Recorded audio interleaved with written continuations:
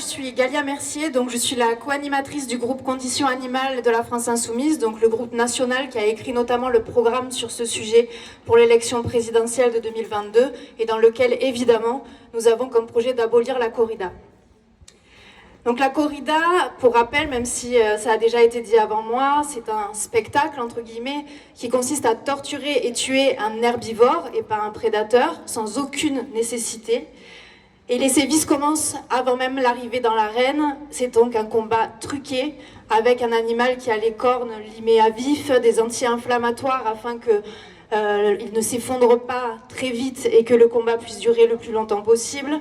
Et toutes sortes de méthodes sont utilisées pour affaiblir son corps. Comme ça a été dit tout à l'heure, ça peut être des aiguilles enfoncées dans les testicules ou d'autres joyeusetés. Ensuite vient le passage dans l'arène avec les tertiaux, le tertio de pique, puis les banderilles avec les hémorragies que l'on voit régulièrement dans les vidéos. Et enfin la mise à mort, qui est souvent ratée d'ailleurs. Ils doivent s'y prendre à plusieurs fois. Et la coupe des attributs comme les testicules et les oreilles qui sont souvent coupés alors même que l'animal est encore vivant. Donc rappelons que pour toute cette torture, l'animal, le taureau, est reconnu scientifiquement comme doué de sensibilité et qu'il ressent exactement comme nous la joie, la peur et la douleur. Donc imaginons une seule seconde si l'on devait endurer tout cela. C'est reconnu scientifiquement, mais aussi légalement dans l'article L214.1 du Code rural. Mais d'où vient la corrida et cette tradition? En fait, en 1853, elle a été importée d'Espagne par Napoléon III pour faire plaisir à son épouse Eugénie. Déjà, à cette époque, c'était illégal depuis la loi Grammont de 1850 qui réprimait les sévices sur les animaux domestiques. À l'époque, on a déjà usé d'un subterfuge pour dire que le taureau était dit de combat et donc pas un animal domestique, alors que pourtant il était élevé par l'homme. En 1895, une nouvelle loi l'a considéré comme animal domestique, mais les aficionados d'alors ont refusé d'appliquer la loi et après de violentes émeutes en 1951, nous aboutissons à ce qui existe toujours aujourd'hui, l'exception à la loi avec un alinéa qui dépénalise les sévices et les cruautés à l'encontre de ces animaux partout où une tradition culturelle ininterrompue recourait à ces pratiques. Aujourd'hui, 11 départements, ce qui ne représente que 10% du département français, l'autorisent. Mais dans tout le reste de la France, ça reste un délit qui est défini par l'article 521.1 du Code pénal, puisqu'elle relève toujours de sévices graves et actes de cruauté. C'est comme ça qu'elle est définie. La France, qui est censée, selon l'article 1er de la Constitution, être une république indivisible, fait une exception à notre article 1er de la Constitution, juste pour une anomalie juridique pour défendre la corrida dans 10% des départements français.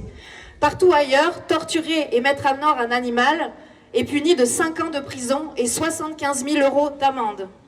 Tout cela pourquoi? Pour une tradition violente qui consiste à torturer puis tuer un herbivore, donc comme je le disais, sans aucune utilité, ni aucun besoin de subsistance.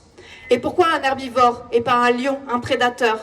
De l'aveu même des défenseurs de la corrida, on peut le trouver dans le livre de Francis Wolff, qui est un gros défenseur de la corrida. Il dit lui-même, comme dans un combat, on cherche à dominer l'adversaire, mais toujours le même doit y vaincre, c'est l'homme.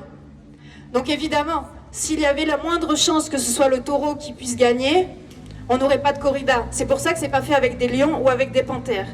On voit bien la bravoure du torero dans ces conditions.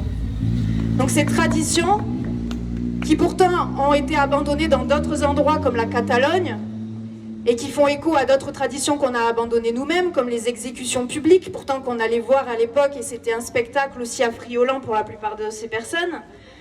Rappelons-le, donc ces traditions-là, elles sont perfusées d'argent public, c'est des subventions, c'est donc nos impôts qui les payons. Mais les impôts de 100% des territoires français et pas des 10 départements qui sont concernés.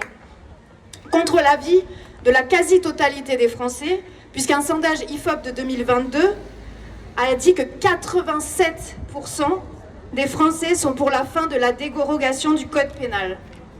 C'est pourquoi, en 2022, nous avons inscrit à l'ordre du jour de notre niche parlementaire de la France Insoumise, avec la rêve d'Aymeric Caron, l'abolition de la corrida. Donc une niche parlementaire, qu'est-ce que c'est? C'est une fois par an et une seule fois par an, une journée où un groupe politique d'opposition peut inscrire à l'ordre du jour ce qu'il veut au sein de l'Assemblée nationale. Sur l'intégralité des sujets qui existent, que ce soit sociaux ou écologiques, en deuxième position devait être débattue l'abolition de la corrida. C'est dire à quel point nous avons souhaité le porter au plus haut niveau. Malheureusement, nous avons souffert d'obstruction parlementaire. Pas loin de 824 amendements sur une proposition de loi avec un article unique. C'est énorme. 373 amendements émanés du Rassemblement national, qui veut faire croire par ailleurs qu'ils sont amis des animaux. C'est faux. 117 amendements venant de certains de Renaissance, donc de le parti d'Emmanuel Macron, et quelques non-inscrits. Certains ont écrit des amendements par paquet de 100. Parmi ceux-là, on pouvait trouver former les toreros au bien-être animal. Oui, parce que c'est sûr qu'un torero, un matador, ça veut dire tueur. Donc oui, on peut former un tueur au bien-être animal, c'est une évidence. Merci pour cet amendement. Un autre amendement, imposer l'idéologie des mangeurs de graines à tout le sud-ouest de la France. Ce sont des vrais amendements, déposés par des vrais députés. Donc une obstruction totale qui a complètement empêché le débat, ce qui fait qu'il n'a pas été possible d'arriver au vote pour enfin pouvoir abolir la corrida. On a donc été contraints à contre-cœur de retirer ce texte. Mais, comme l'a dit Laura pour la Révolution écologique pour le vivant et Aymeric Caron, on lâchera rien et on est déterminés à ce que la corrida soit enfin abolie et on travaillera main dans la main avec la REV et les associations afin que vraiment on puisse enfin se débarrasser de cette horreur qui n'est pas un art, qui est de la torture. Et donc corrida, abolition, corrida, basta!